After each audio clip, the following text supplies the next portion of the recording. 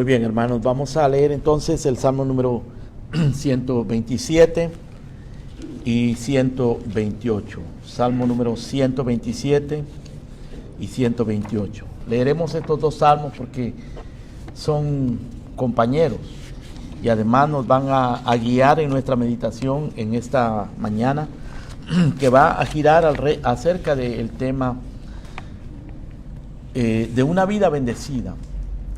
Estos pasajes o estos salmos nos muestran algunos de los secretos más importantes para nosotros tener una vida bendecida. Y vamos a proceder a leerlos. Dice así: si Jehová no edificare la casa, en vano trabajan los que la edifican. Si Jehová no guardare la ciudad, en vano vela la guardia. Por demás es que os levantéis de madrugada y vayáis tarde a reposar, y que comáis pan de dolores, pues que a su amado dará Dios el sueño. He aquí herencia de Jehová son los hijos, cosa de estima el fruto del vientre, como saetas en mano del valiente, así son los hijos habidos en la juventud. Bienaventurado el hombre que llenó su aljaba de ellos, no será avergonzado cuando hablare con los enemigos en la puerta. Bienaventurado todo aquel que teme a Jehová, que anda en sus caminos. Cuando comieres el trabajo de tus manos, bienaventurado serás y te irá bien. Tu mujer será como vid que lleva fruto a los lados de tu casa, tus hijos como plantas de olivo alrededor de tu mesa. He aquí que así será bendecido el hombre que teme a Jehová. Bendígate Jehová desde Sión, y veas el bien de Jerusalén todos los días de tu vida, y veas a los hijos de tus hijos. Paz sea sobre Israel. Amén. Vamos a hacer una oración más, hermano. Padre nuestro, aquí estamos delante de tu palabra.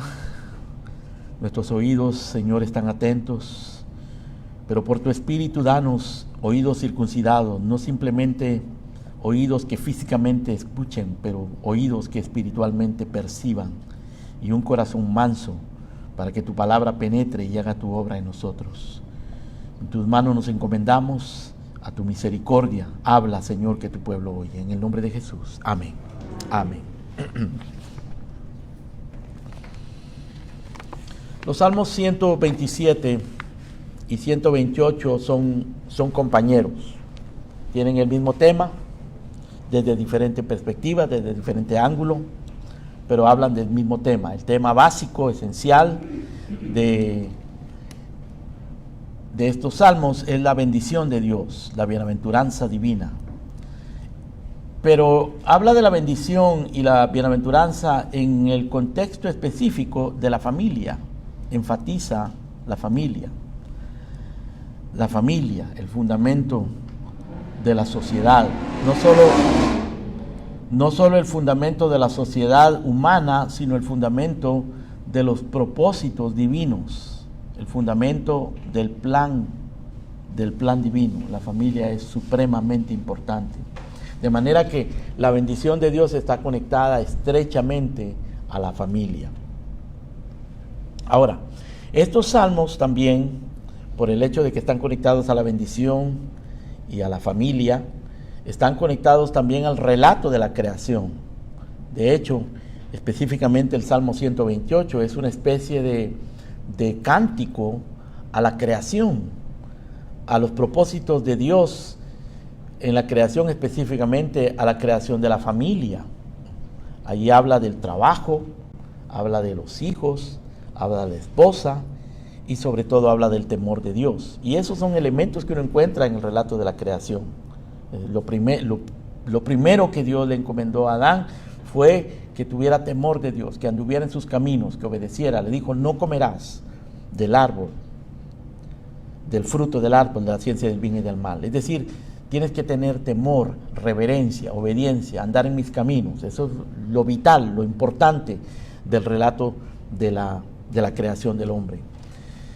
Luego Dios le dio trabajo a Adán, le dio un trabajo secundario, digamos. El trabajo secundario de Adán era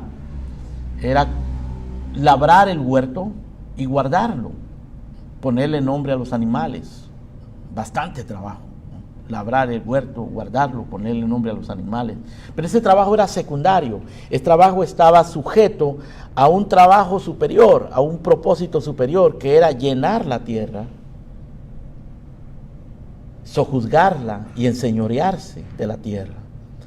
Así que Dios le dio a Adán el huerto del Edén, digamos, como el centro de operaciones, desde donde él iba a expandirse para poder cumplir el propósito supremo de Dios. Esto es similar a lo que sucede con nosotros, hermanos. Dios nos da trabajo, pero nuestro trabajo, nuestro salario, nuestros bienes que nosotros tenemos son secundarios al propósito supremo que Dios nos ha dado. Y Adán tenía que entender eso. Y para que todo esto pudiera completarse, para que el propósito de Dios pudiera completarse, Dios no solamente le dio trabajo a Adán, sino que le dio una esposa. Dijo, no es bueno que el hombre esté solo. No es bueno, él no va a poder solo.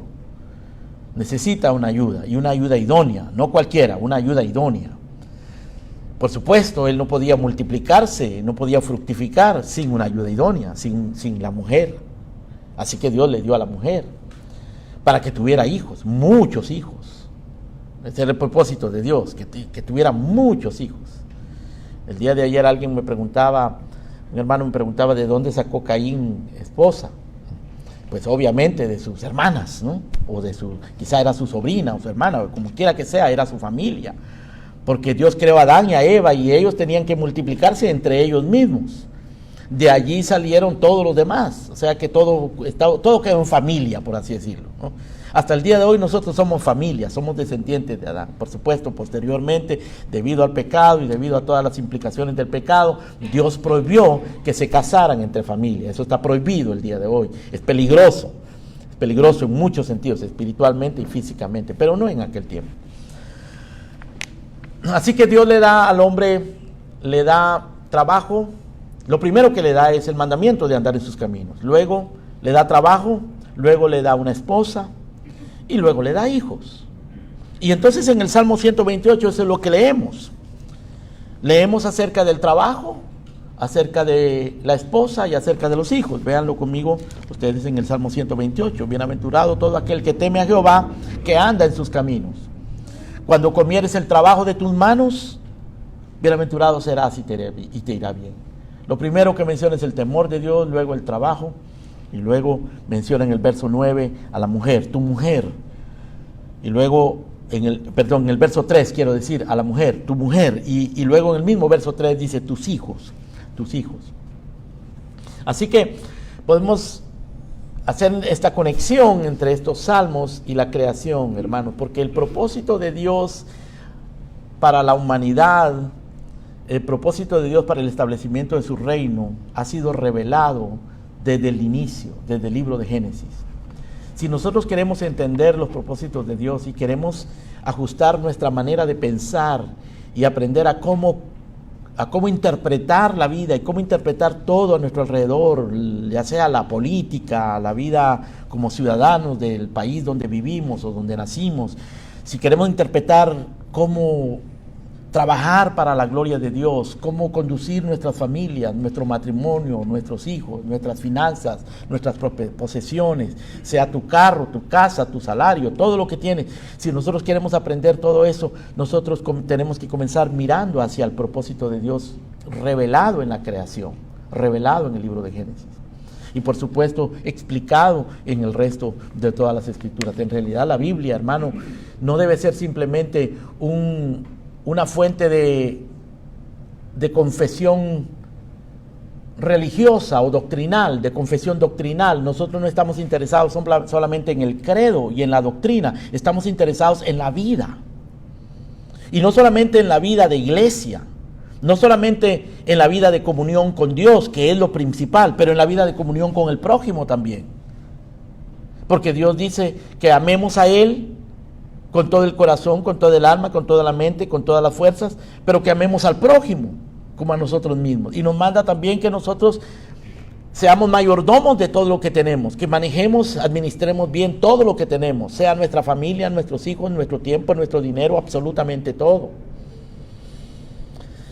Y estos dos salmos, hermanos, nos hablan de eso, nos hablan de las posesiones, nos hablan del trabajo, nos hablan de la familia, de la esposa, nos hablan de los hijos. Dios mediante, en la próxima semana seguiremos tocando el tema de la familia. Pero hoy comenzaremos hablando sobre la bendición, el secreto de una vida de bendición. ¿Cómo podemos nosotros realmente vivir una vida bajo la bendición de Dios? Estos salmos nos enseñan cosas importantes al respecto. Y vamos a entrar en este tema, hermano, bajo 3 encabezados. Primero, vamos a considerar la presencia de Dios. Luego, el método de Dios. Y tercero, la obediencia a Dios. El secreto de una vida bendecida se encuentra en estos 3 factores: la presencia de Dios, el método de Dios y la obediencia a Dios, el temor a Dios. Esto nos enseña estos salmos. Pero antes de entrar directamente a esto, hermano, consideremos algunas otras cosas para poner esto en perspectiva. Tenemos que entender estos salmos, como ya lo dije, a la luz del relato de la creación, pero también tenemos que entenderlo a la luz del pacto de Dios con su pueblo. Estos son principios de vida para el pueblo con el cual Dios ha hecho un pacto. Esto no es aplicable a todo el mundo. Esto solamente es para el pueblo de Dios que se encuentra bajo su pacto.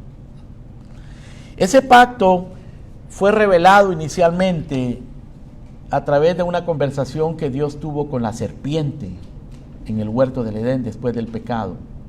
Dios sentenció a la serpiente, y a la vez que estaba sentenciando a la serpiente, estaba declarando su propósito y estaba estableciendo los principios del pacto que habría posteriormente de confirmar, de ratificar con Abraham, con Moisés, con David.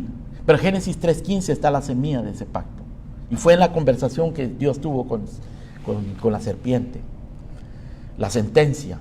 ¿Cuál fue esa sentencia? En Génesis 3:15. Pondré enemistad, le dijo Dios a la serpiente, entre ti y la mujer, y entre tu simiente y la simiente suya.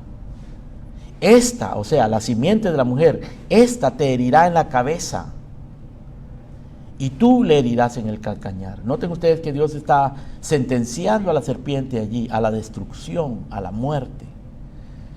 Pero está diciendo que va a haber una larga guerra, una gran enemistad, que habría de durar generaciones, y hasta el día de hoy existe esa guerra, esa batalla de Satanás, de la serpiente, que aparece en el libro de Apocalipsis como un dragón, el dragón escarlata. Dice que es la serpiente antigua, que es el diablo y Satanás, persiguiendo a la mujer, persiguiendo a la iglesia. Esa batalla está ahí. Por eso es preocupante cuando alguien se dice cristiano y no se da cuenta de esa batalla, vive como que no hubiera batalla. Eso no es cristianismo.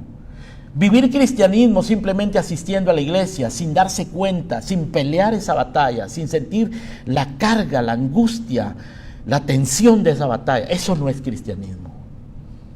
Eso es religión, es ser evangélico, pero no es el cristianismo al cual Dios nos llama, el cristianismo bíblico. El cristianismo bíblico es un cristianismo, es una vida de batalla, de guerra. Y esta guerra la encontramos aquí en estos salmos, el Salmo 127, Salmo 128, conectado, como ya lo dije, a la creación, al relato de la creación y al pacto. El pacto era una simiente. Habrá guerra entre la simiente de la mujer y la simiente de la serpiente. Y noten ustedes que estos salmos enfatizan la importancia de la esposa, la importancia de la familia, la importancia de los hijos. En el verso número 3 del Salmo 127 dice: he aquí, herencia de Jehová son los hijos, cosa de estima del vientre, como saetas en mano del valiente. Así son los hijos. La importancia de los hijos, la simiente. Luego en el verso número 3 dice, la segunda parte del verso 3, tus hijos serán como plantas de olivo alrededor de tu mesa. La importancia de los hijos. Ahora, últimamente, hermanos queridos, todo esto, estos secretos de bendición, este propósito de Dios, este plan divino para el establecimiento de su reino, este pacto, todo esto depende total y absolutamente de la persona de nuestro Señor Jesucristo. Sin Él no hay nada de esto. Es Cristo Jesús. Aquí en estos salmos no se menciona a Cristo, pero Cristo es el centro de todo esto. Cristo es el centro de toda la Biblia. Cristo debe ser el centro de nuestras vidas. Porque el pacto, la creación, la familia, la bendición, todo depende de la obra y la persona de nuestro Señor Jesucristo. Muy bien, veamos entonces, hermanos, estos salmos bajo los encabezados que anuncié. Primero, la presencia de Dios. El secreto de la bendición divina está en la presencia de Dios.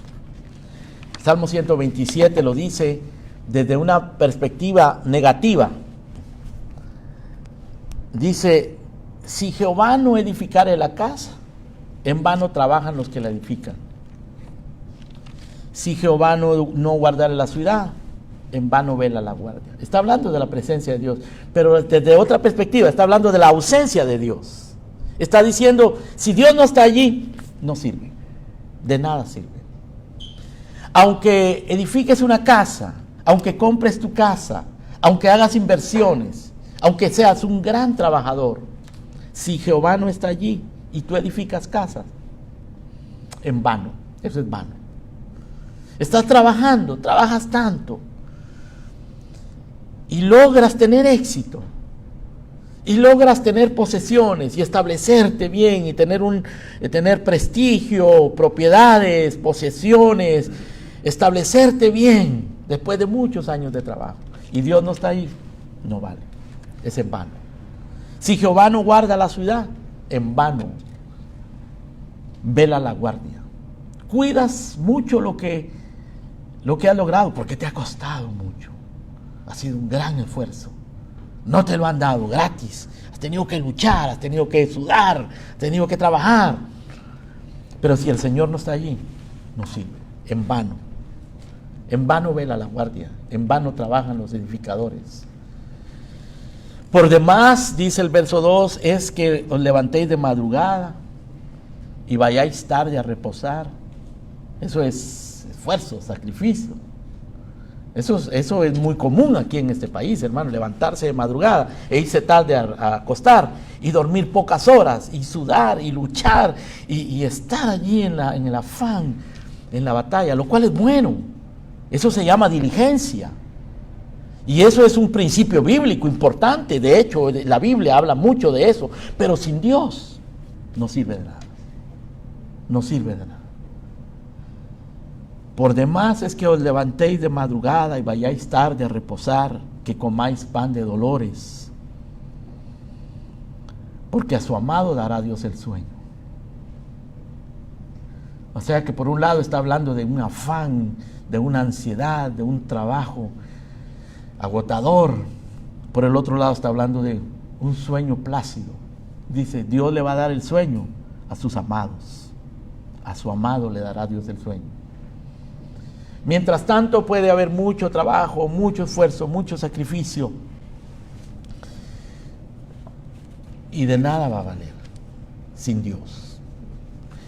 Esto, hermano, lo podemos relacionar con lo que nos dice Santiago en el capítulo número 4 de su carta. ¿De dónde vienen las guerras? Capítulo 4, verso 1. ¿De dónde vienen las guerras y los pleitos entre vosotros? ¿No es de vuestras pasiones las cuales combaten en vuestros miembros?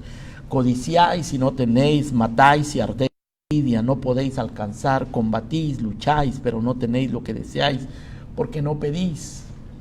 Pedís y no recibís porque pedís mal para gastar en vuestros deleites. O sea que todo se trata de deleites, todo se trata de éxito, todo se trata de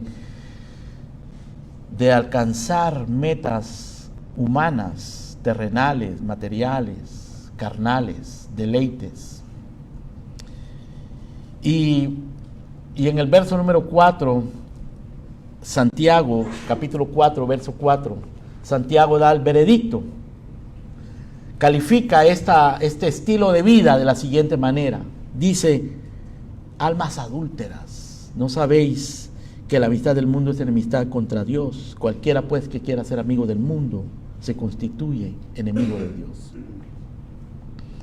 Dios le llama a eso adulterio. El profeta, el sacerdote, la palabra de Dios, el Espíritu Santo le llama a eso adulterio. Eso es mundanalidad. Esa es la manera en que vive el mundo. Ese es el afán del mundo, en donde Dios no está presente. La presencia de Dios es el secreto de la bendición, el secreto de la felicidad. Cuando el Salmo 27, en el verso número 2, al final del verso 2, dice: a su amado dará Dios el sueño. Está hablando de una persona bendecida que duerme tranquila por la bendición de Dios, porque Dios está presente en su vida. Tenga mucho o tenga poco, el secreto de la bendición, el secreto de una vida bendecida, no es trabajar mucho. Trabajar mucho es importante, es un principio divino. Después de su presencia, lo que Dios le dio al hombre fue trabajo, y le dio mucho trabajo. Le dio un huerto para que lo labrara, para que lo guardara, le dio la responsabilidad de ponerle nombre a todos los animales. Aquello era mucho trabajo, y eso estaba unido a otro trabajo todavía más grande, supremo, el trabajo de llenar la tierra, de enseñorearse, el trabajo de administrar todo a su alrededor. Hermano, el trabajo es una bendición, el trabajo es un llamado de Dios, pero sin la presencia de Dios es vano, no sirve. Te va a llenar de estrés, te va a llenar de ansiedad, te va a llenar de preocupaciones. Lo que obtengas se va a convertir en una carga. Muchas personas, cuando no tienen recursos, se ven en escasez para cubrir sus necesidades, piensan que eso les va a solucionar los problemas, pero luego ven a otros que nunca tienen que preocuparse del dinero, siempre tienen para sus gastos, para todo, pero tienen otras cargas que los agobian y les hacen la vida miserable. El secreto de la bendición no son las posesiones, no es el trabajo, no es el éxito, no son los logros que nosotros alcanzamos. El Señor dijo: trabajad no por la comida que perece, sino por la comida que a vida eterna permanece, la cual el Hijo del Hombre os dará. Así que esto es lo primero que establecemos, o que establece este salmo. Si Jehová no edifica la casa, es vano, trabajas en vano. Si Jehová no guarda la ciudad, es vano, en vano velas, en vano cuidas tanto lo que tienes, en vano te preocupas tanto de tu futuro, de tu bienestar, de tu comodidad, de tus compromisos. Si sacas a Dios de la escena, eso es maldición, eso es fracaso, es vano. Vas a entrar dentro del terreno de lo que describía el predicador en el libro de Eclesiastés: vanidad de vanidades, todo es vanidad, todo es vanidad. No encontrarás ninguna satisfacción en eso. Ahora, en segundo lugar, estos salmos nos hablan sobre el método de Dios. Si este método no funciona, y no me refiero al método de trabajar sí funciona, sino al método de trabajar sin poner a Dios en el primer lugar. Trabajar sin la presencia de Dios.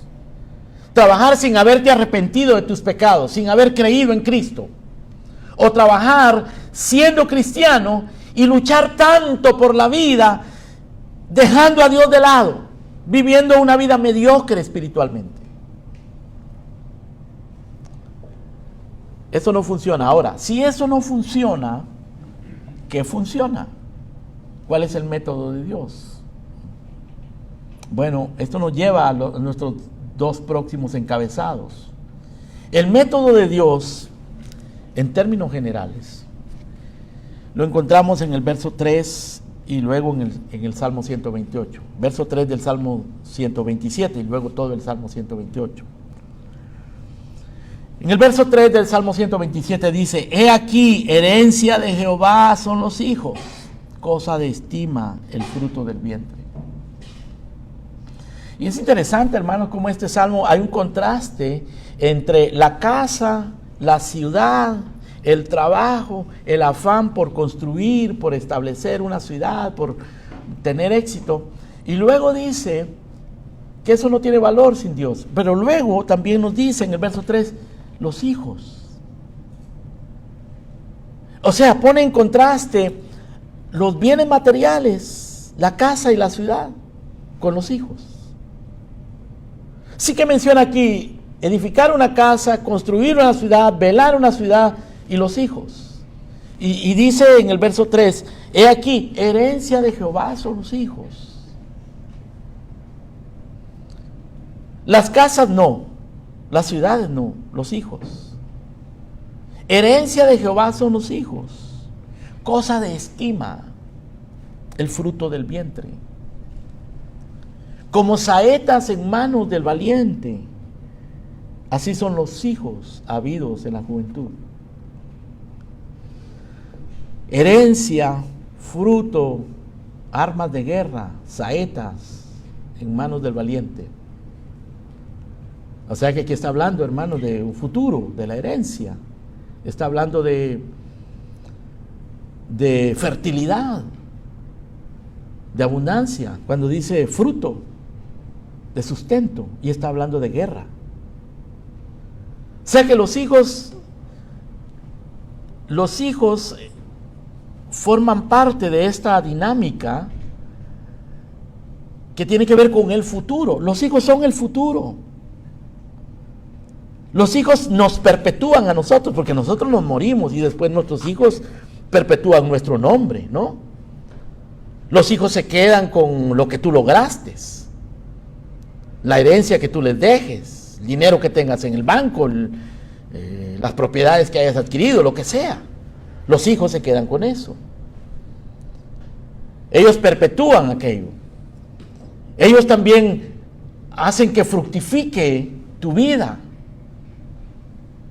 Una de las cosas más hermosas de la vida, hermano, y que es difícil de verlo cuando uno es joven, es ver a un anciano rodeado de sus hijos y sus nietos. Eso es una maravilla, es una bendición. De hecho, aquí lo dice en el verso número 5, dice: bienaventurado el hombre que llenó su aljaba de ellos.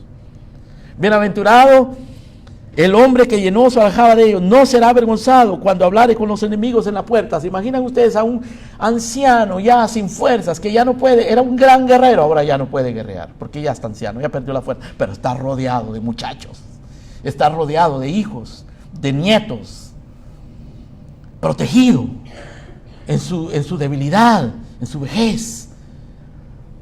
Bienaventurado. Por eso los hijos son importantes. Padres, niños, ustedes son importantes para Dios, son importantes para sus padres. Dios les ha dado padres para que ustedes sean felices, para que sus padres les enseñen cosas importantes de la vida, el propósito, el camino del Señor.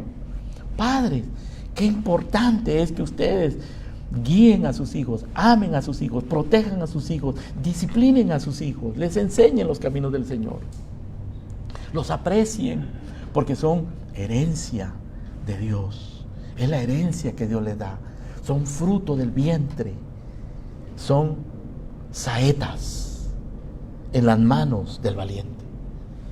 Y el Salmo 128 agrega otro simbolismo más cuando dice al final del verso 3, tus hijos como plantas de olivo alrededor de tu mesa.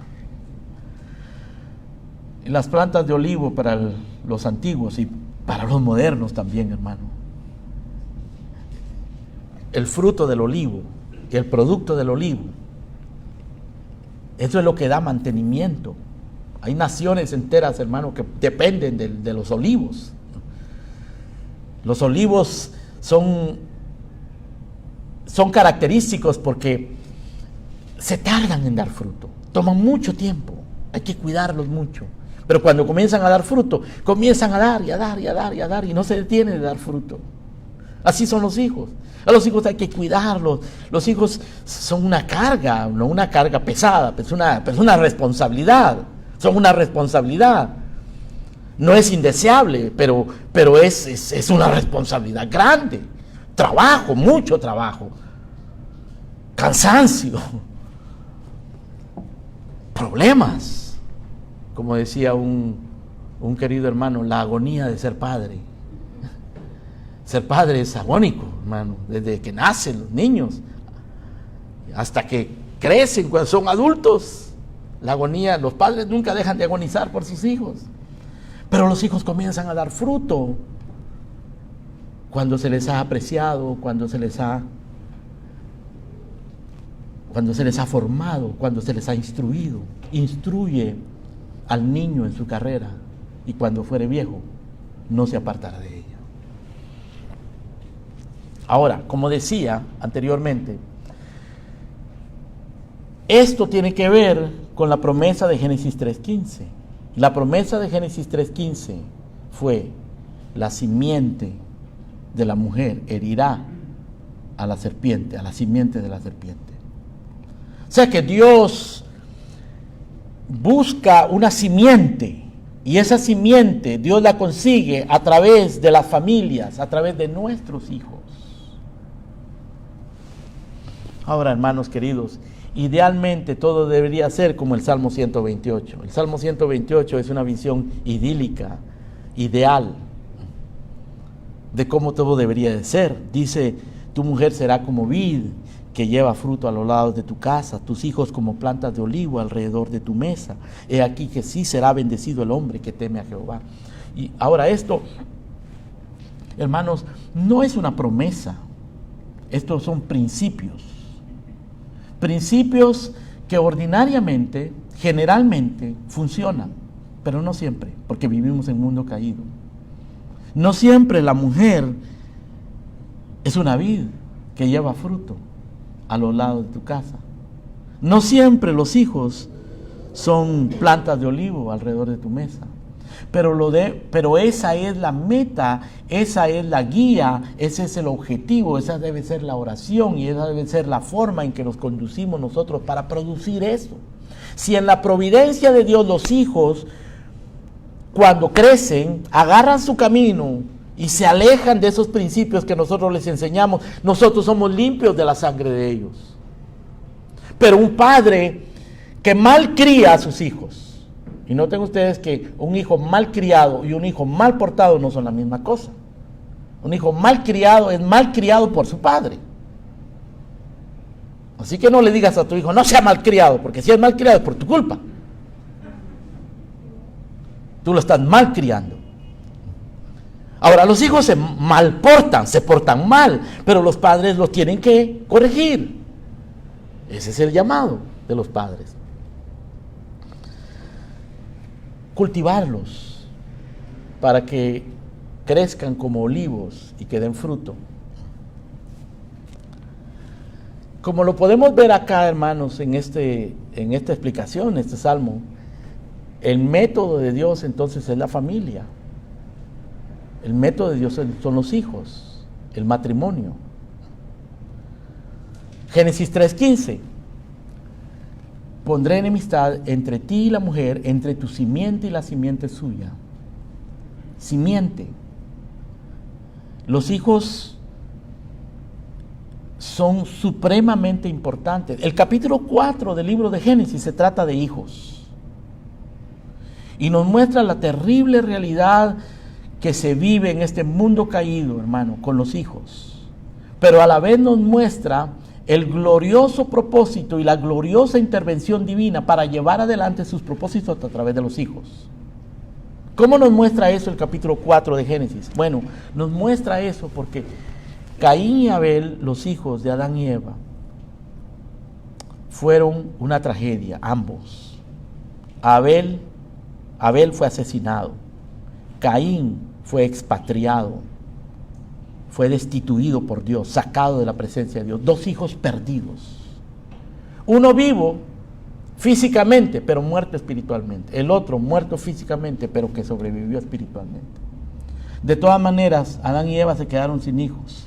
Y ustedes pueden imaginar lo que es perder a 2 hijos. Y encima de eso, hermanos, Adán y Eva perdieron a sus 2 hijos y llevaban sobre su conciencia, sobre su corazón, en su pensamiento, en su recuerdo, la culpabilidad de haber pecado contra Dios, de haber perdido aquella comunión con Dios, de haber sido expulsados del huerto y luego sus hijos, uno asesino y el otro asesinado. ¿Cómo habrá sido la vida de Adán y Eva? Una vida miserable, francamente. Ellos no pudieron haber sido felices, excepto en su esperanza de la promesa divina. Eso fue lo único que lo sostuvo.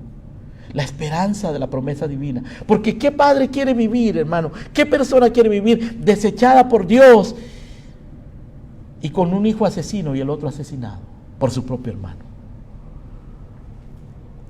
Pero ellos tenían una esperanza, tenían una promesa. Dios les había hecho un pacto. Y el capítulo 4 que nos muestra el asesinato de Abel y al asesino Caín, nos muestra al final del capítulo 4 que dice que Adán volvió a conocer a su mujer y le dio un hijo llamado Set. Y Eva dijo, Dios me ha dado este hijo para sustituir a Abel, a quien mató Caín. Ese es el cumplimiento de la promesa. Eso sostuvo a Adán y a Eva. Hermano, eso es lo que nos va a sostener a nosotros, pase lo que pase en la vida. No importa qué tragedia, qué desgracia, qué situación familiar hayamos sufrido en el pasado, en el presente o en el futuro.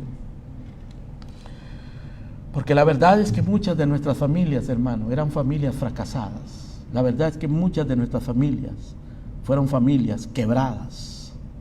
Nosotros venimos, muchos, yo vengo de una familia quebrada. Porque este mundo es un mundo caído, lleno de familias quebradas.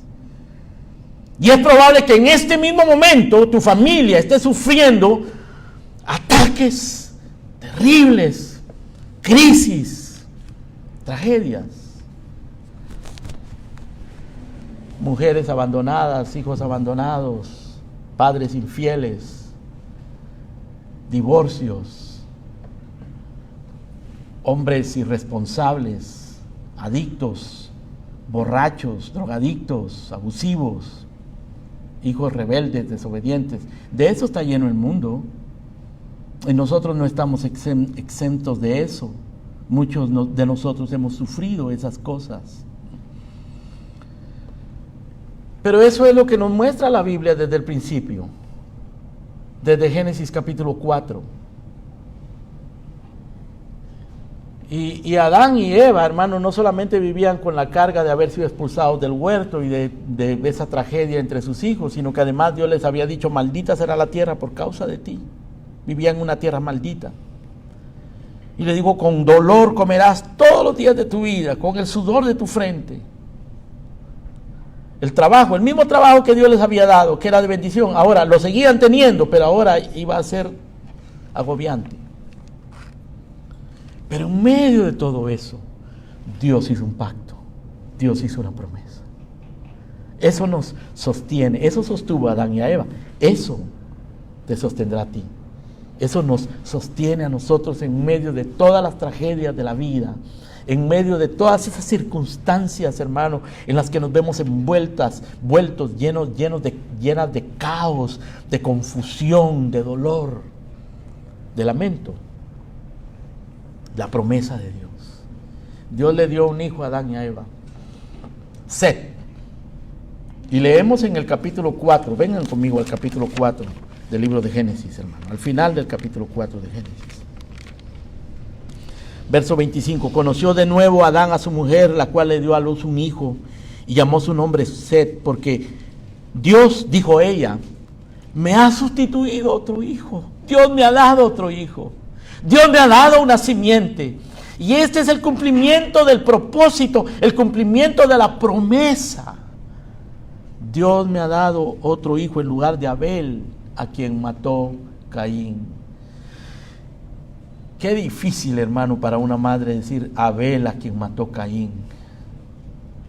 Pero a la vez, qué alentador, qué esperanza tan grande decir, Dios me ha dado otro hijo para sustituir a aquel que perdí, a aquellos que perdí. Pero se refiere específicamente a Abel, no a Caín. Caín no lo estaba sustituyendo. Caín se fue, hermano, en su apostasía y en su rebeldía, a edificar ciudades. Por cierto que aquí nos dice que Caín fue promotor, precursor de culturas, de naciones, de ciudades, de casas, pero en vano. Si Jehová no edifica la casa, en vano trabajan los edificadores, en vano trabajó Caín. Si Jehová no vela la ciudad, en vano vela la guardia. Esta misma cultura que edificó Caín, y cuando ustedes leen, hermanos, de los versos 17 hasta el verso 24, en esos pocos versos hay 7 generaciones, donde hay, hermanos, probablemente alrededor de 1000 años de historia. De esos versos 17 al 24 hay 7 generaciones, desde Caín hasta Lamec. Y esos mismos descendientes de Caín fueron los que perecieron en el diluvio. Fue en vano todo lo que hicieron, en vano. Así que el método de Dios son los hijos, el método de Dios es la familia.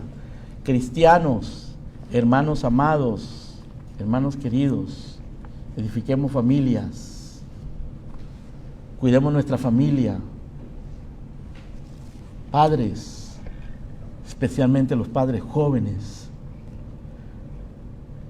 dedíquense a su familia, amen su familia, instruyan su familia. Es el centro de su vida, no el trabajo, su familia, su esposa, sus hijos.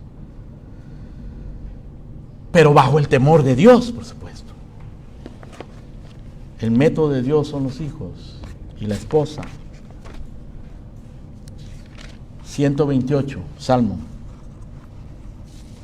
Tu mujer, dice el verso 3, Salmo 128, 3. Tu mujer será como vid que lleva fruto a los lados de tu casa, y tus hijos como plantas de olivo alrededor de tu mesa. Eso es lo que Dios hace. Ahora, como lo estamos diciendo, como lo estoy diciendo hace un momento, hermano, como vivimos en un mundo caído, estas familias ideales, estas familias integradas, existen. Dios Dios bendice a los hombres con eso. Y eso es lo que debemos buscar en nuestras iglesias. Pero no todos tienen la dicha de tener una familia plenamente integrada como esta. Si tú tienes la dicha, guárdala, presérvala en el temor de Dios. Porque Dios usa eso grandemente. Es un recurso que Dios nos da. Y cuando lo pensamos, hermano, toda la humanidad es una gran familia. Toda la humanidad es una gran familia. Claro, la familia nuclear, como podríamos llamarlo, es el papá, la mamá y los hijos. Esa es la familia nuclear. Pero de esas familias, padre, madre e hijos, se formaron clanes. Los clanes son grupos de familias. Y de los clanes se formaron tribus. Dios llamó, por ejemplo, a Abraham solo, con su mujer. Le dio un hijo. A ese hijo le nació otro hijo. Y a ese hijo, Isaac, le nacieron otros hijos. Les nació Jacob. Jacob tuvo 12 hijos. Se formó una tribu, pero era una familia. Y luego las naciones se forman de familias. Las naciones son familias. las iglesias son familias. Nosotros somos familia, familia espiritual. Así que, aunque no tengas una familia sanguínea, consanguínea, o sea, no seas una familia de sangre, tienes una familia en la iglesia. Tienes una familia con los hermanos. Por eso la iglesia es tan importante.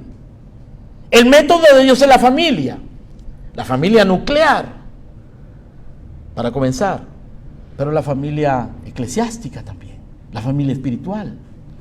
Vean el Salmo 128, dice, verso 5, bendígate Jehová desde Sión y veas el bien de Jerusalén todos los días de tu vida. Cuando habla aquí en el verso 5 de Sión y de Jerusalén, ya no está hablando de la esposa y de los hijos, ahora está hablando de la nación. Pero la nación es una familia también, está compuesta de familias.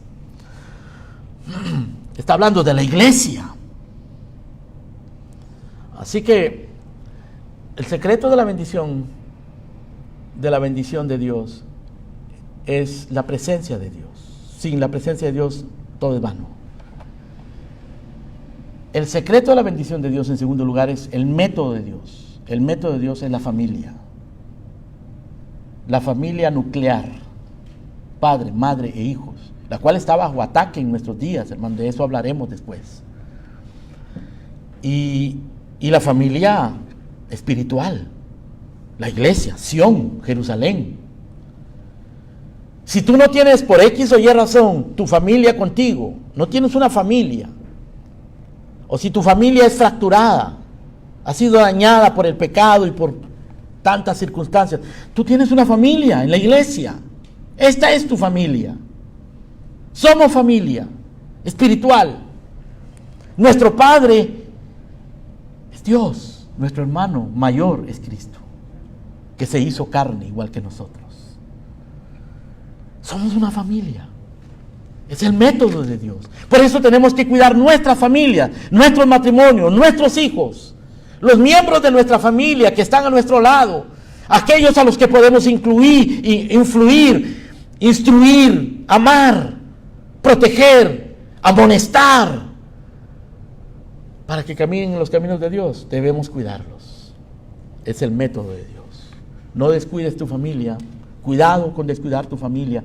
Por el trabajo, no descuides tu familia. El trabajo es importante, pero si tienes que cambiar de trabajo, si tienes que cambiar tu estilo de vida, por proteger tu familia, protege tu familia. O vas a perder tu familia y te vas a quedar con tu trabajo y sin Dios. O vas a tener éxito en tus cosas materiales y no vas a tener la presencia de Dios.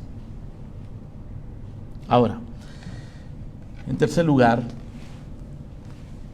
no solamente la presencia de Dios, no solamente el método de Dios, pero la obediencia a Dios. De esto trata el Salmo 128. El Salmo 128 dice, bienaventurado todo aquel que teme a Jehová, que anda en sus caminos. Eso es vital. Dios nos da el regalo de los hijos. Dios nos da el regalo del trabajo, la salud, las habilidades, los dones, la inteligencia para trabajar. Es un regalo de Dios. Dios nos da la institución del matrimonio y nos da la iglesia, la institución de la iglesia. Pero todo eso está sujeto a la obediencia. Está sujeto al temor de Dios. Está sujeto a caminar en los caminos de Dios. Aquí dice el verso 1, bienaventurado todo aquel que entiende estas cosas. No dice eso. Bienaventurado todo aquel que cree estas cosas. No dice eso. Es necesario entenderlas, es necesario creerlas, pero la bienaventuranza está en aquel que teme a Jehová, que anda en sus caminos. Bienaventurado todo aquel que teme a Jehová, que anda en sus caminos.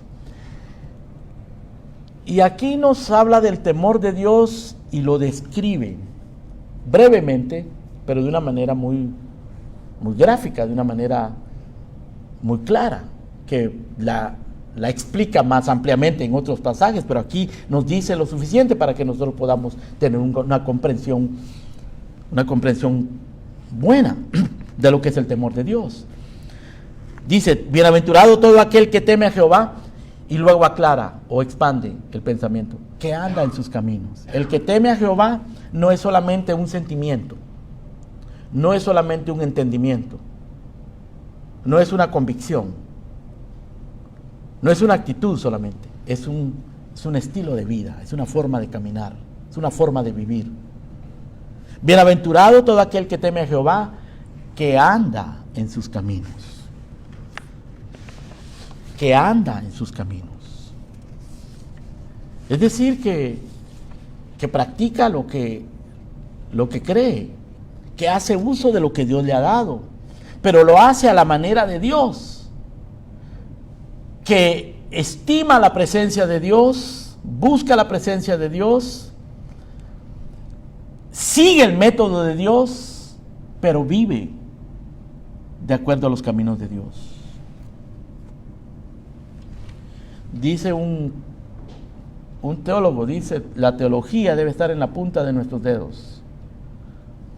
O podría decir también, la teología debe estar en la punta de nuestra lengua, o en la punta de nuestros pies. La teología debe ser práctica. El conocimiento de Dios debe ser práctico. El temor de Dios es práctico, es caminar. La teología se manifiesta en nuestra familia, la manera como vivimos. La teología se manifiesta cuando tú te enojas con tu esposa. Tu buena o tu mala teología se manifiesta cómo tratas a tu esposa, cómo tratas a tu esposo, si lo respetas o no. Tu teología se manifiesta en cómo hablas, qué palabras salen de tu boca, palabras vulgares salen de tu boca, ahí está tu teología. Palabras que edifican o palabras que humillan, que desprecian a otras personas.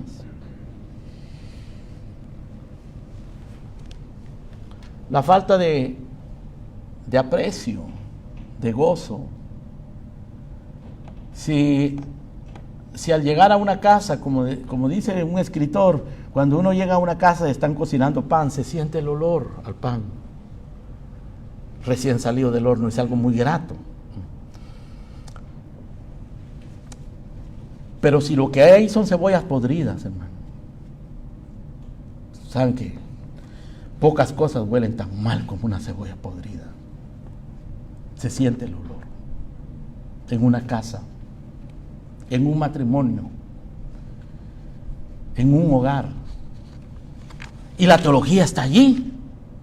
Por eso dice, bienaventurado el varón que teme a Jehová, que anda en sus caminos. La falta de gracia en nuestro trato con nuestros seres queridos, con nuestra familia, el orgullo, la falta de arrepentimiento, los enojos, la soberbia, la impureza, la infidelidad, la irresponsabilidad, la amargura, el resentimiento. Todo eso es tu teología. ¿Cómo es tu teología? Por el otro lado, la Biblia habla del fruto del Espíritu: amor, gozo, paz, paciencia, benignidad, bondad, fe, mansedumbre, templanza. Eso es teología.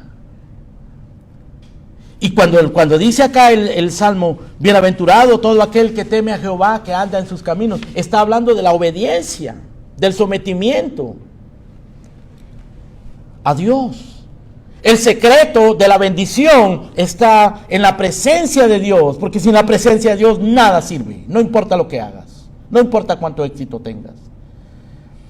El secreto de la bendición de Dios está en el método. Hay que buscar el método correcto, y el método correcto es cuidar de nuestras familias, fortalecer nuestras familias para que honren a Dios, y en obediencia. El secreto de la bendición está en la obediencia. No importa lo que tú digas que crees, Tu teología de la justificación y la santificación la vives en ese microcosmos de tu familia, de tu relación con tu esposa, con tus hijos, de tu relación con la iglesia. Tu teología está en la iglesia. ¿Cómo tomas la iglesia? Tu asistencia a la iglesia, tu uso de los medios de gracia. Allí se nota tu teología. Nuestra vida cristiana no es lo que creemos. Nuestra vida cristiana es lo que creemos y hacemos. A eso se refiere: bienaventurado todo el que teme a Jehová, que anda en sus caminos. Cuando comieres el trabajo de tus manos, bienaventurado serás y te irá bien. Interesante, hermanos, y maravilloso el hecho de que allá en Génesis 4 Dios dijo: con dolor comerás, con sudor de tu frente comerás todos los días de tu vida, espinos y cardos te producirá la tierra. Pero aquí está diciendo: bienaventurado cuando comas el trabajo de tus manos. O sea que aquella maldición sobre el trabajo, y repito, esto es importante, hermano, el trabajo no es maldición, pero el trabajo sin Dios, el trabajo bajo el pecado, es una maldición. ¿Por qué? Porque es un afán que no lleva a nada. Pero el trabajo bajo la bendición de Dios es el medio que Dios usa para bendecirte, para prosperarte. Aquí lo está diciendo. Cuando comieres el trabajo de tus manos, bienaventurado serás y te irá bien. En Ageo capítulo número 1, versos 5 y 6, el profeta le dice al pueblo de Dios: así ha dicho el Señor, meditad bien sobre vuestros caminos, sembráis mucho, recogéis poco, coméis y no os saciáis, bebéis y no quedáis satisfechos, os vestís y no os calentáis. El que trabaja a jornal recibe su jornal en saco roto. Meditad bien en vuestros caminos. ¿Por qué? Y Ageo les explica: porque ustedes se están ocupando de sus propias casas y tienen olvidada la casa del Señor. La obediencia es la clave de la bendición. No basta con ser evangélico, no basta con asistir el domingo a la iglesia, no basta con que digas que eres cristiano. Los cristianos también viven vidas fracasadas, hermano. Lot es un ejemplo de eso. Lot perdió a su mujer, perdió a sus hijos, perdió su dignidad, perdió sus posesiones, y era un hombre justo. La bendición de Dios está en su presencia, en sus métodos y en nuestra obediencia. Dios nos ha hecho aptos para participar. Los impíos no pueden, porque no quieren, no entienden. No entienden, no quieren, no pueden. Los cristianos sí podemos, pero podemos desobedecer también. Pero tú puedes obedecer o desobedecer. Si obedeces, serás bendecido. Dice Eclesiastés 2:24: no hay cosa mejor para el hombre sino que coma y beba y que su alma se alegre en su trabajo. También he visto que esto es de la mano de Dios. No hay cosa mejor para el hombre que disfrutar de su trabajo bajo la bendición de Dios, que ver la prosperidad. Y Dios prospera, hermanos. La doctrina de la prosperidad no es antibíblica, es bíblica. La teología falsa que predican algunos maestros falsos de la prosperidad, esa es una teología falsa, pero la doctrina de la prosperidad es bíblica. Dios quiere que tú prosperes. Dios quiere que tú tengas hogar estable, que tengas una casa donde vivir, que tengas posesiones, que tengas dinero. ¿Para qué? Para el servicio del reino. Dios quiere que tú seas bendecido, que tengas abundancia. Si tienes abundancia, si tienes un lugar amplio donde poder recibir al pueblo de Dios, donde poder ayudar a mucha gente, si tienes posesiones, si tienes recursos para que la obra de Dios avance, qué bendición, hermano, bajo la bendición de Dios. Ser pobre no es una virtud. Trabajar todo el día, trabajar sin cansancio no es una virtud. Todos esos son medios. Las riquezas, el trabajo, la familia, los hijos, todo bajo la bendición de Dios. El secreto de una vida bendecida está allí, en la presencia de Dios, está en el método de Dios, está en la obediencia a Dios. Si Dios te da recursos como le dio a Job, si Dios te da hijos como le dio a Ana, que le dio a Samuel, si Dios te da riquezas como le dio a Abraham, como le dio a David, como le dio a Job, a Lot tuvo riquezas. Dice que había un grupo de mujeres que iban con el Señor Jesucristo y le servían con sus bienes. Ellas tenían recursos y seguían a Cristo. Y Cristo iba con 12 hombres, hermano, que se cansaban, hombres grandes, cansados, hambrientos, que predicaban el Evangelio, necesitaban atención, necesitaban ayuda. Y habían mujeres que iban con ellos y les servían con sus bienes. Las mujeres son una bendición.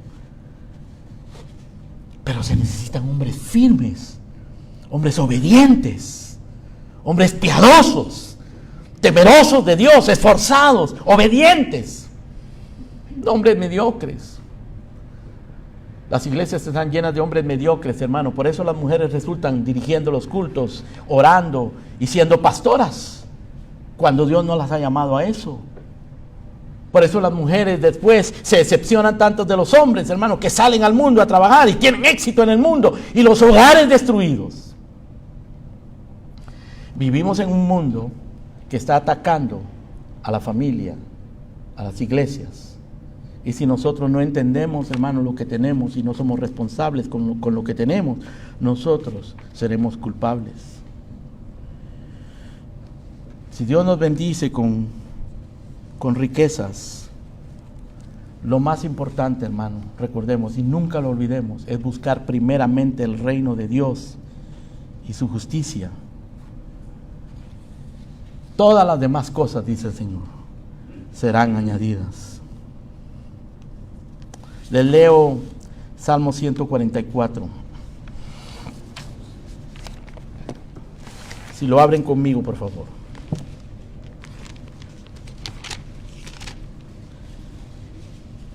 Al final del Salmo 144 dice el verso 12: sean nuestros hijos como plantas crecidas en su juventud, nuestras hijas como esquinas labradas como las de un palacio. O sea, Dios quiere que tengamos hijos saludables, vigorosos, hijas hermosas.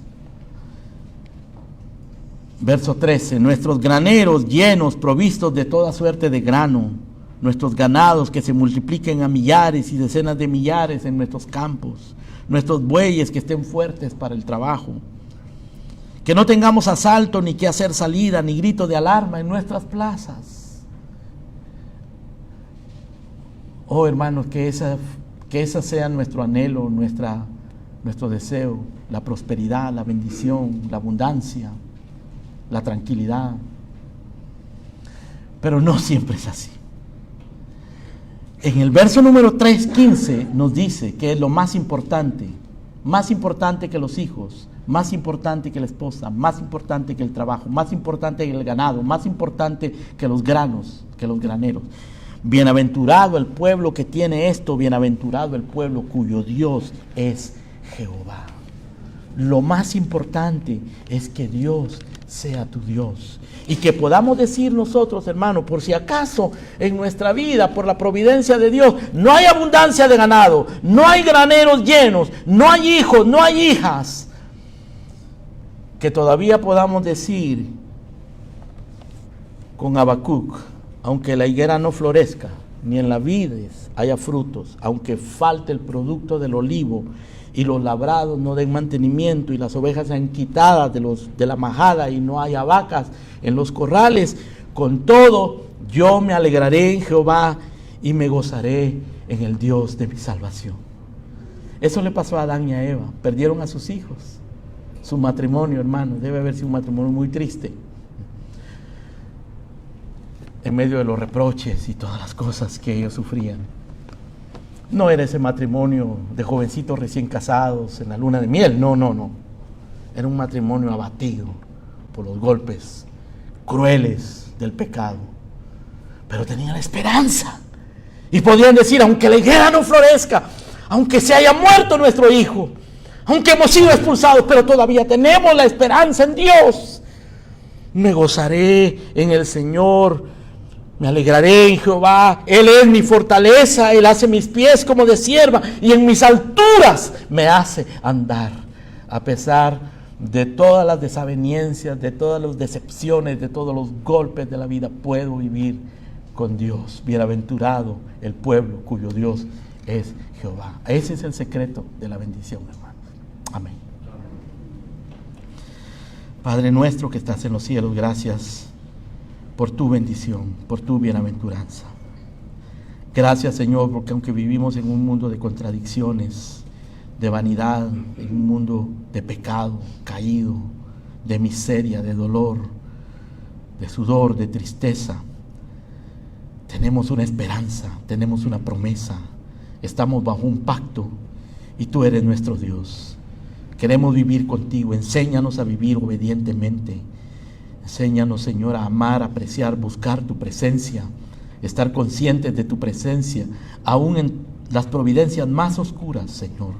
Disfrutar lo que tú nos das, todas las bendiciones, las riquezas que tú nos das, disfrutarlas y compartirlas, Señor, con nuestro prójimo, usarlas para tu gloria y vivir obedientemente, Señor.